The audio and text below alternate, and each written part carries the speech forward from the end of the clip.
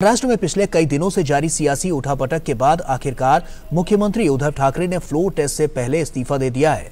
बुधवार शाम उन्होंने राज्यपाल भगत सिंह कोश्यारी को अपना त्यागपत्र सौंप दिया। इससे पहले सुप्रीम कोर्ट ने महाराष्ट्र विधानसभा में गुरुवार को होने वाले बहुमत परीक्षण पर रोक लगाने से इनकार कर दिया है। राज्यपाल के आदेश के मुताबिक गुरुवार को ही फ्लोर टेस्ट होना था। हालांकि कोर्ट ने कहा है कि बागी शिवसेना विधायकों की अयोग्यता के मामले में सुप्रीम कोर्ट का अंतिम फैसला फ्लोर टेस्ट के नतीजों पर प्रभावी होगा। अयोग्यता के मामले में सुप्रीम कोर्ट को 11 जुलाई को सुनवाई करनी है। आज मी आपल्या सगळ्यांच्या समोर मुख्यमंत्री पदाचा देखील त्याग करत आहे। आजपर्यंत आपण सगळ्यांनी खूप प्रेम दिलं, खूप आशीर्वाद दिले। और वहीं मुख्यमंत्री उद्धव ठाकरे के इस्तीफे के बाद भाजपा में जश्न का माहौल है। भाजपा विधायकों और कार्यकर्ताओं ने खुशी मनाई।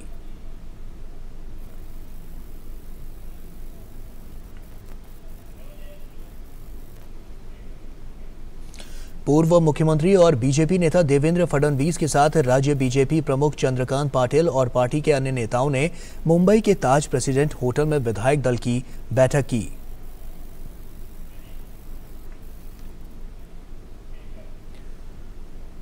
और वहीं इस बीच महाराष्ट्र के निर्दलीय विधायक रवि राणा ने कहा है कि मुख्यमंत्री को इस्तीफा पहले ही दे देना चाहिए था।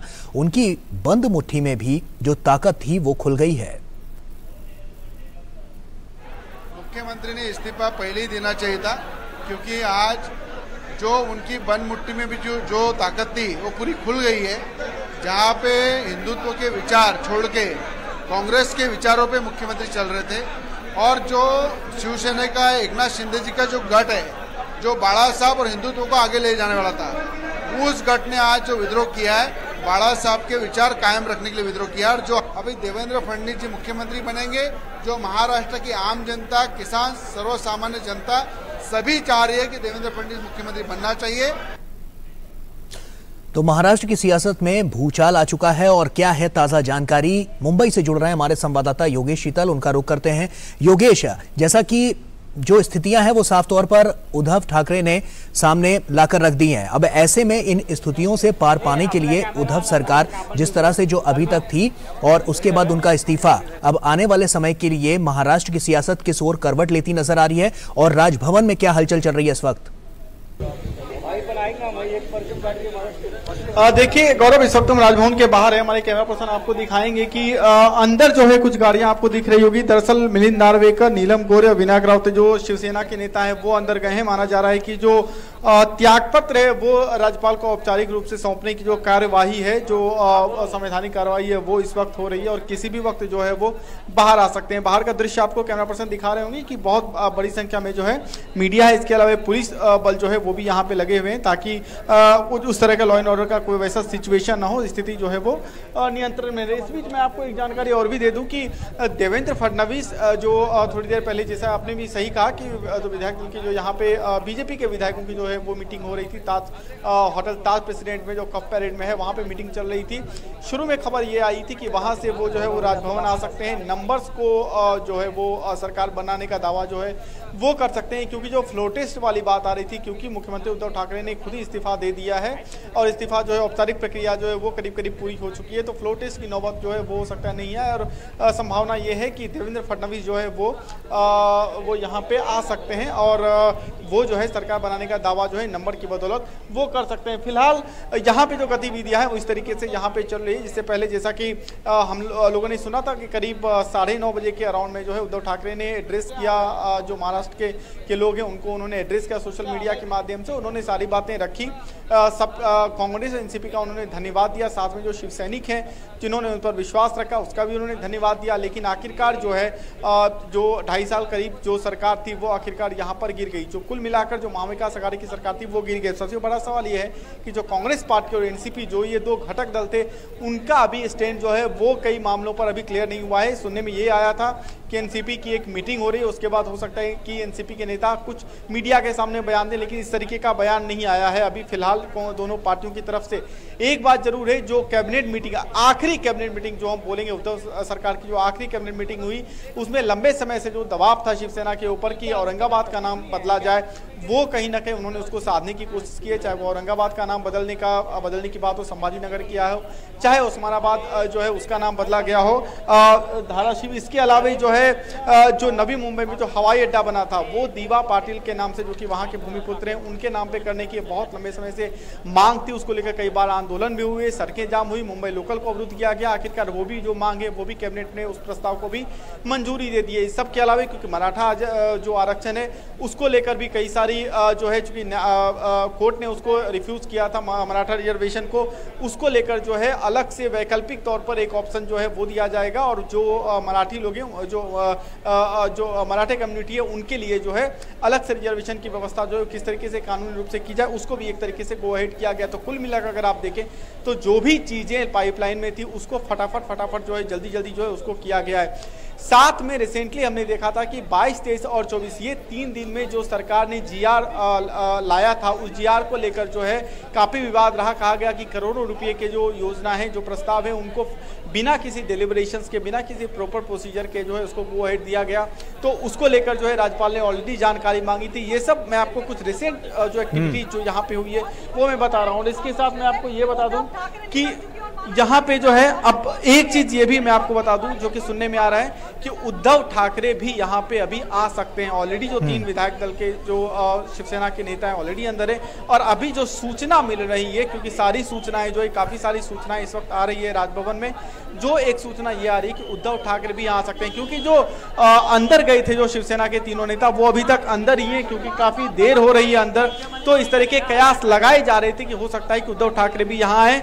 यहाँ पे जिस तरीके की गतिविधि है वो हम धीरे धीरे आपको समय के साथ अपडेट करते रहेंगे। लेकिन फिलहाल 2 अपडेट यहाँ से ये है कि उद्धव ठाकरे भी आ सकते हैं और उसके बाद हो सकता है देवेंद्र फडणवीस भी यहाँ आए। इसके अलावा जो शिवसेना के नेता हैं, जो एकनाथ शिंदे गुट के जो नेता हैं, वो कल मुंबई आने हैं। जहां तक अब तक जो बात हुई थी कि कल वो यहाँ पे आ सकते हैं और सीधा वो सदन में जाएंगे। उनकी तरफ से फिलहाल अब क्या बयान आता है ये भी देखना होगा कि क्या जो पुरानी नीति है वही रहेगी, क्योंकि सरकार का दावा जो है वो पहले यहाँ पे किया जाएगा। सरकार को लेकर जो नंबर्स हैं वो बीजेपी अगर नंबर प्रोड्यूस करती है, अगर सरकार राज्यपाल के सामने, फिर राज्यपाल जो है वो गो अहेड देते हैं, कोई तारीख अगर रखी जाती है शपथ ग्रहण की, ये सब मुझे लगता है आने वाले डेवलपमेंट जो है वो यहाँ पे हो सकते हैं। जी बिल्कुल योगेश, अगर हम देखें तो साफ तौर पर तमाम उठापटक के बाद, तमाम मान मनोबल के बाद आखिर में उद्धव ठाकरे ने इस्तीफा दे दिया। ऐसे में ये इस्तीफा फ्लोर टेस्ट से ठीक 1 दिन पहले आया है, मतलब 1 रात पहले आया है, क्योंकि फ्लोर टेस्ट कहीं ना कहीं कल होना था। ऐसे में जो तमाम तैयारियां थी इसको लेकर साफ तौर पर उन्होंने अपना आखिरी दांव तक वो खड़े रहे। उन्होंने मान मनोवर का जो सिलसिला था वो भी जारी रखा, लेकिन बावजूद इसके जब उन्होंने आज अपना इस्तीफा दिया है तो साफ तौर पर एक सियासत अलग से नजर आ रही है इसमें। और इसमें अगर हम देखें, इस सियासत को समझने की कोशिश करें तो एकनाथ शिंदे को मनाने की भी कोशिश लगातार की गई थी कि वो वापस आ जाएं, लेकिन बावजूद इसके वही हुआ जिसका इंतजार सभी कर रहे थे और उद्धव ठाकरे ने आखिर में इस्तीफा दे दिया। तो क्या ये इनका आखिरी दाव था कि जब तक वो इस वजह से रुके हुए थे कि जब तक सब कुछ हो नहीं जाता फ्लोर टेस्ट से पहले और आखिरी दाव तक वो रुकना चाहते थे? क्या यही एक रीजन इसके पीछे का नजर आता है?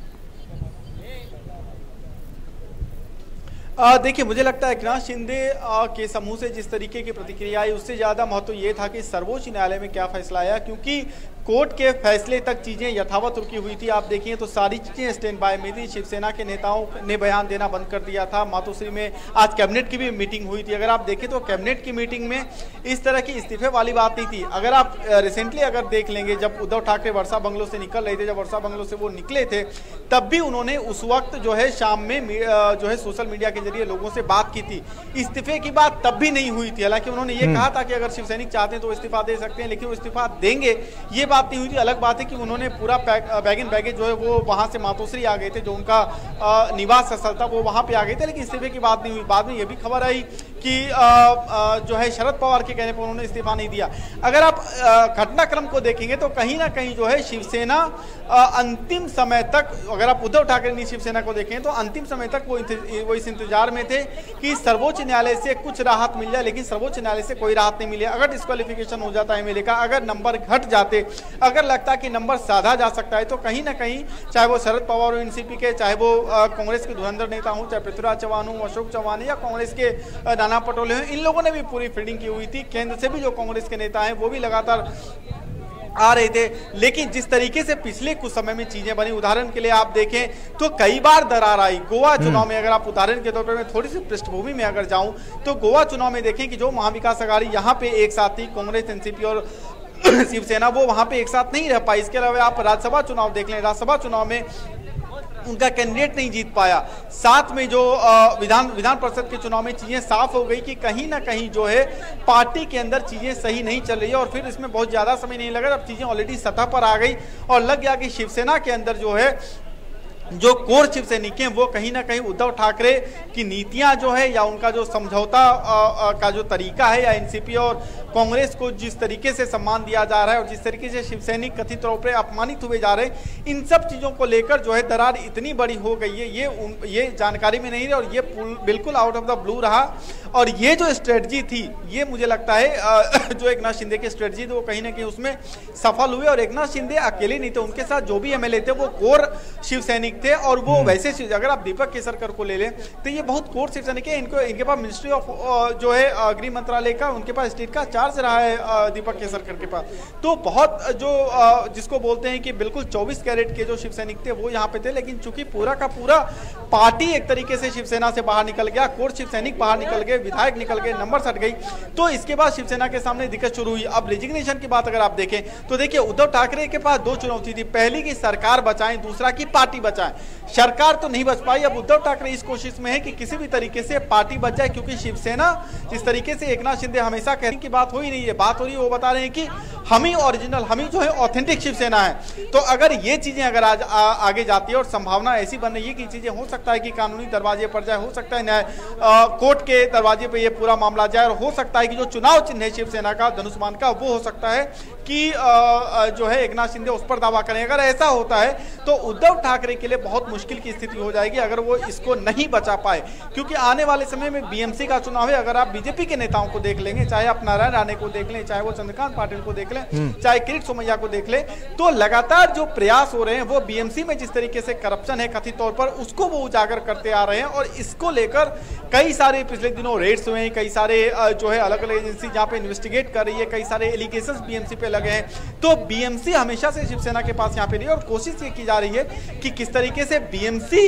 को के चुनाव में शिवसेना को जो है लामबंद किया जा सके, शिवसेना को वापस इस तरीके से खड़ा किया जा सके, वो इस चुनाव को लड़ सके। और ये सबसे बड़ी चुनौती अब उद्धव ठाकरे के सामने है, क्योंकि चुनाव में हारना जीतना, सरकार बनना, सरकार बिगड़ना जो है बहुमत जो परीक्षण है उसमें कभी सफल होना असफल होना ये लगा रहता है। लेकिन अगर पार्टी जो शिवसेना है वो खत्म होने की स्थिति में होती है तो ये मुझे लगता है कि जो है उद्धव ठाकरे और आदित्य ठाकरे के लिए एक सबसे बड़ी चुनौती फिलहाल यही होगी। बिल्कुल योगेश, जैसा कि अभी आपने बताया कि कुछ ही देर में उद्धव ठाकरे यहाँ पर राजभवन पहुंचेंगे और शायद वो अपने घर से निकल भी चुके हैं। ऐसे में अब जो फाइनल आउटपुट निकलकर सामने आ रहा है ये है कि फ्लोर टेस्ट के लिए, जो कि कल के बताया गया था, अभी यहाँ पर पहुंचेंगे। कल का दिन एक नई सुबह के साथ क्या लेकर आएगा? देखिए आसान शब्दों में कहें तो कल महाराष्ट्र में कोई सरकार नहीं होगी। आज महाराष्ट्र में सरकार थी, कल महाराष्ट्र में कोई सरकार नहीं होगी। आप आसान शब्दों में इसको ऐसे कह सकते हैं। लेकिन अब जो है देवेंद्र फडणवीस जो है वो अगर नंबर लेकर आते हैं, क्योंकि जो मैजिक फिगर है बेसिकली 144 का, हालांकि 288 था लेकिन एक विधायक की डेथ हो गई, 287 है। अगर आप देखें तो 144 के अराउंड में जो वो मैजिक फिगर है वो लेकर अगर देवेंद्र फडणवीस आते हैं, कुल बीजेपी के पास 106 विधायक हैं, इसके अलावा वो 39 का दावा करें, साथ में जो है निर्दलीय विधायक भी है, तो कुल मिलाकर अगर आप देखेंगे तो एनडीए या बीजेपी, आप कह सकते हैं बीजेपी लीड जो कॉलिशन होगा उसके पास जो है पर्याप्त आंकड़े होंगे जिससे वो सरकार बनाने का दावा कर सकती है। यह भी बात साथ में है कि सर्वोच्च न्यायालय में 11 तारीख को जो सुनवाई होती है वो क्या सुनवाई होती है उस पर भी नजर रहेगी, क्योंकि डिस्क्वालिफिकेशन की भी बात है। हो सकता है सर्वोच्च न्यायालय का कोई स्टैंड उस पर भी आ जाए। लेकिन अगर सरकार की, सिर्फ अगर सरकार की बात करें तो फिगर जो है वो यहाँ पे देवेंद्र फडणवीस अगर प्रोड्यूस करते हैं और अगर गवर्नर जो है, राज्यपाल जो है वो उसको एक्सेप्ट करते हैं और हो सकता है कि सरकार गठन को गो अहेड मिल जाए। तो ये एक जो है कोमल रास्ता महाराष्ट्र के लिए बन जाएगा। हालांकि फिलहाल वो कब तक होता है ये देखना दिलचस्प होगा, लेकिन आने वाले दिनों में महाराष्ट्र को नई सरकार मिलने की संभावना है, तो वो देवेंद्र फडणवीस के नेतृत्व वाली सरकार होगी यहाँ पर। जी गौरव। बिल्कुल, और साफ तौर पर यह नजर भी आए, क्योंकि एक बड़ी अगर हम बात करें तो उन्होंने काफी बड़ी मेहनत भी करी है। देवेंद्र फडणवीस को अगर हम लेकर देखें तो उन्होंने काफी मेहनत की है। ठीक है, आप बने रहिए योगेश हमारे साथ। अब शिशिर भी हमारे साथ जुड़ चुके हैं, शिशिर का रुख कर लेते हैं। शिशिर, बीजेपी के लिए एक बहुत बड़ी और अच्छी खबर, क्योंकि साफ तौर पर हमने देखा है जिस तरह से देवेंद्र फडणवीस ने जो मेहनत करी है वो कहीं ना कहीं देखने वाली बात थी। बीते काफी दिनों से वो लगातार दिल्ली के दौरे पर भी रहे हैं, उन्होंने तमाम मुलाकातें भी की हैं, बैठकों का भी काफी दौर चला है। ऐसे में एक बड़ी राहत की बात क्या नजर आ रहा है बीजेपी मुख्यालय में? आप वहां पर मौजूद हैं और वहां पर किस तरह की हलचल नजर आ रही है? सबसे पहले तस्वीरें दिखाना चाहूंगा गौरव आपको। मैं ये इस वक्त मैं होटल ताज में हूँ। यहाँ पर बीजेपी के जो राज्य के जितने विधायक हैं उनको आज बुलाया गया था, क्योंकि कल फ्लोर टेस्ट होना था, तो ऐसे में बीजेपी तैयारी में थी पहले से ही। हालांकि तैयारी यहाँ पर भी थी और तैयारी जो है साथ ही साथ सुप्रीम कोर्ट में थी। किस प्रकार से हमारे अगर देखा जाए तैयारी का जायजा लेने के लिए यहाँ पर जो बीजेपी के बड़े नेता है वो भी यहाँ पर लगातार आए, और इसीलिए कहीं ना कहीं ये अगर देखा जाए तो बीजेपी की, जैसे मैं कह रहा हूँ कि तैयारी की शुरुआत हर एक स्तर पर अगर देखा जाए वो की गई थी यहाँ पे। तो ऐसे में ये देखना कि जिस प्रकार से निर्णय आया सुप्रीम कोर्ट में, तो यहाँ पर हमने देखा कि जो गहमा गहमी थी, खासतौर पर मुंबई के ताज होटल में जहाँ पे सभी विधायक थे वो काफी खुश हुए। एक सेलिब्रेशन का माहौल यहाँ पर था। और आज भी, हालांकि रात के आप देख पा रहे थे, इस वक्त भी 11:15 बज चुके हैं, लेकिन जो विधायक हो, जो नेता है वो यहाँ पर आए हैं। इस वक्त अगर देखा जाए उनका संबोधन भी यहाँ पर किया था जो राज्य के नेता विपक्ष हालांकि अब है वो भी यहाँ पर थे। उन्होंने स्पष्ट रूप से कर दिया कि संबोधन भी उन्होंने, जो नेता थे उनको, अपने नेताओं को संबोधन कर दिया। और ये नेता जो इस वक्त हमारे साथ जा रहा है, हमारे साथ जय कुमार रावल जी है, चूंकि ये भी पूर्व मंत्री महाराष्ट्र सरकार में रह चुके। सबसे पहली महत्वपूर्ण बात, हालांकि 2.5 साल के बाद फिर से एक बार सत्ता में वापसी, किस प्रकार सत्तांतरण को देख रहे हैं आप? ये नहीं, ये सत्य में विजय है। चुनाव के वक्त हम लोग साथ में लड़े थे, यही सब टीम थी, मिल के देवेंद्र जी और नरेंद्र जी के नाम पे हम लोग लड़े थे। उनकी विकास योजनाएं लोगों को गिनाई थी और हमारी गवर्नमेंट आई थी। गद्दारी हुई इसलिए गवर्नमेंट आ नहीं पाई, फिर से वो दिन आ गए, अच्छे दिन आ गए। लेकिन हालांकि अब जैसे हमने कहा कि आपके साथ इस वक्त अगर देखा जाए शिवसेना का एक गुट भी है, इस वक्त मुंबई में नहीं है, मुंबई में आएंगे, तो क्या इस अगर आने वाले समय में जिस प्रकार सत्ता स्थापित करने जा रहे हैं वो भी आपके साथ होंगे? हमारे साथ करीब 165 प्लस विधायक है। 165 विधायक आपके साथ इस वक्त है। 165 प्लस, वो सभी को लेके वाले समय का विकास करना है। उसमें वो जो गठ है, वो गठ कोई अलग गठ नहीं, वो हमारे भाई है। हम लोग साथ में चुनाव लड़े थे, एक गठबंधन थी, पिछले 30 साल से थे। उसमें सभी सीनियर लोग हैं जो 3-3, 4-4 बार चुन के आए, वो कोई नए लोग नहीं। वो शिवसेना को जानते हैं और वही ओरिजिनल शिवसेना मिलके जो युति था, युति महाराष्ट्र में कई साल तक चलने वाली युति, वो फिर चलेगी। कब होगा यहाँ पर शपथ विधि, कब होगा? आने वाले 2-3 दिनों में उसकी स्ट्रैटेजी प्लानिंग करनी पड़ेगी। जल्दबाजी में कुछ नहीं हो सकता है। अभी जो मेन चीज़ है वो तो हो गई, अब डिटेलिंग होगा, वक्त मुहूर्त डिसाइड करेंगे और सब मिलके उसका शपथ विधि लेंगे। उसके बाद विकास की योजनाएं शुरू हो जाएंगी। बिल्कुल, हमारे साथ राहुल जी भी बीजेपी से भी। राहुल जी, सबसे महत्वपूर्ण बात ये रही कि एक आरोप हुआ कि कांग्रेस और राष्ट्रवादी कांग्रेस जो है वो कहीं ना कहीं शिवसेना को परेशान करे सत्ता में, और इसलिए शिवसेना का एक गुट जो है वो बागी बन चुका आपके साथ आया है। आप चूंकि राजनीति काफी तौर पर देखा जाए जमीनी स्तर पर जानते हैं, और जहां तक आपका इलाका है, विधानसभा क्षेत्र है, वहां पर अगर देखा जाए तो राष्ट्रवादी कांग्रेस की बात करें तो वो भी सक्रिय है। किस प्रकार से इस गुटबाजी को देखते, सत्तांतरण को आप देख रहे हैं? जो इलेक्शन हुआ था 2019 में, जी शिशिर, लोकतंत्र में जनादेश सबसे बड़ी बात होती है। जो जनादेश दिया था देवेंद्र जी को, जनता चाहती थी कि देवेंद्र जी मुख्यमंत्री बने, और उसके विपरीत निर्णय उद्धव जी ने लिया। उसकी वजह से जो बागी विधायक है उनको मालूम है कि क्या हुआ, कैसे हुआ, उन पर किस तरह से अन्याय हुआ। और उसमें से बिल्कुल शिशिर, ये बेहद ही महत्वपूर्ण जानकारियां जो आप हमसे साझा कर रहे हैं, क्योंकि एक ऐसा अवसर अब निकलकर सामने आया, क्योंकि साफ तौर पर उद्धव ठाकरे ने जब इस्तीफा दे दिया उसके बाद अब एक नई सरकार का गठन होगा और उसी के आधार पर महाराष्ट्र में अब एक नई सरकार फिर से देखने को मिलेगी। 2.5 साल के अंतराल के बाद ये बीजेपी की वापसी यहां पर हो रही है। ऐसे में एक बड़ी बात निकल कर ये सामने आती है कि अब जो वहां पर सत्ता काबिज होगी उससे अब उद्धार किस तरह से महाराष्ट्र का होता है, ये देखने वाली बात होगी। बहुत बहुत शुक्रिया शिशिर आपका हमसे जुड़ने के लिए और तमाम जानकारियां हमसे साझा करने के लिए। और आपको बता दें कि बेहद ही महत्वपूर्ण ये पूरा क्षण और इस क्षण को लेकर जो तमाम तैयारियां हैं वो भी नजर आ रही हैं, जैसा कि हम तस्वीरों के जरिए भी आपको दिखा रहे थे और बता रहे थे। राजभवन की तस्वीरें भी हमने आपको दिखाई। योगेश भी हमारे सहयोगी लगातार वो हमें जानकारियां वहां से दे रहे थे, उनका भी बहुत बहुत शुक्रिया, क्योंकि ये बहुत ही महत्वपूर्ण क्षण है और ऐसे में एक बड़ी अपडेट हम महाराष्ट्र से जुड़ी हुई आपको दे रहे थे। आगे